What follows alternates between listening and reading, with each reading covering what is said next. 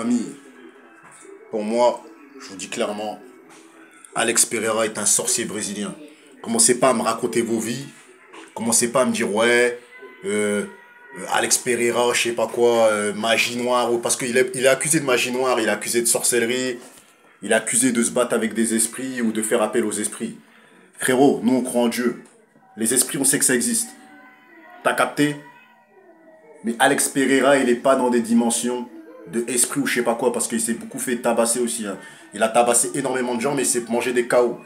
Les gens qui sont dans la magie noire, frérot, ils gagnent tous leurs fights. T'as capté? Donc voilà, donc moi je pense juste que c'est un sorcier, c'est tout, c'est un démon. Et voilà, c'est un mec, il est accompagné de démons. Et cousin, ça sert à rien de te battre avec lui. Parce que le mec, il est trop chaud. T'as vu, moi je vous dis clairement, ce mec-là, il est trop chaud. T'as capté? C'est un mec dangereux. Tu vois? C'est un mec dangereux. Et pour moi, c'est un problème pour la division. Ça sert à rien qu'Alex Pereira il redescende en middleweight, il va tous les niquer. Ça sert à rien que mes frères et sœurs, qu'il reste en light heavyweight, il va tous les niquer. Je vous dis clairement, il est au-dessus. Il a rien à voir avec les adversaires qu'on lui propose. Même si les adversaires sont chauds, regardez Jamal Hill. C'était le boss. Alex Pereira, il a niqué comme son petit. Regardez mes frères et sœurs, Jiri Prochaska, il niquait tout le monde.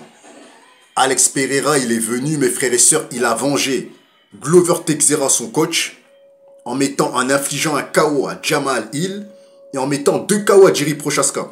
T'as capté?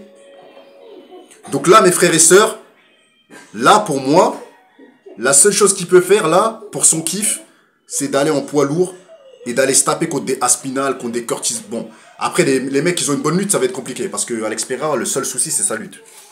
Le seul problème d'Alex Pereira que je vois, c'est la lutte. Tu vois? Et Malcolm Venom Page, pour moi, je vous dis la vérité, hein, il s'est pas du tout fait humilier. Hein. Pour moi, il a même pas perdu le fight. Pour moi, c'était une égalité. Parce que quand tu regardes le premier round, il perd. Le deuxième round, il le gagne. Et le troisième round, pour moi, il a rien fait, Yann Gary, à part monter dans le dos de Venom Page. Et par contre, Venom Page, il m'a déçu.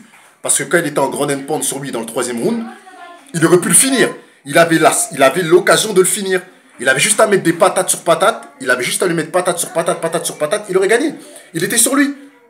Il a laissé le mec se relever. Et après, le gars lui a sauté sur le dos. Il n'a rien fait. Pour moi, Yann Gary n'a pas gagné le fight. Dites-moi ce que vous en pensez en commentaire. Pour moi, c'est une égalité. T'as capté? Il y a un round chacun. Et le troisième round, c'est voilà. À un moment, Venom Page, il était sur lui. Il était sur lui à un moment Venom Page. Après, je sais pas, il a laissé le gars se relever. Et le gars, il a sauté sur le dos. Il a rien fait. Le troisième round, il n'y a pas de gagnant. Il n'y a personne qui a gagné le troisième round. Est-ce que vous avez vu un gagnant dans le troisième round? Il n'y a pas de gagnant. 2 minutes 30.